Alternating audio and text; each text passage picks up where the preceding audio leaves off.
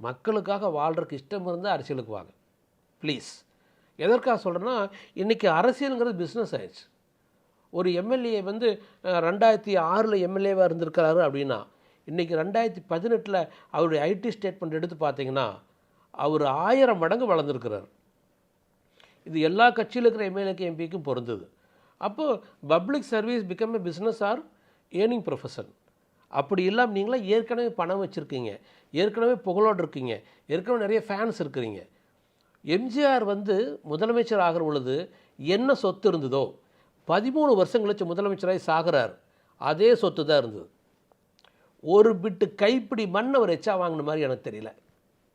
ஏதாச்சும் கட்சிக்கு விட்டுட்டு போயிருப்பார். எஸ்டேட்டையும் சொத்தையும் எதையும் அவர் விட்டுட்டு போகலை. எல்லாம் ஜனங்களுக்கு செஞ்சு போட்டு போயிட்டார். அந்த மாதிரி அஜித் சாரோ விஜய் சாரோ தயவுசெய்து ப்ரிப்பேர் பண்ணி இந்த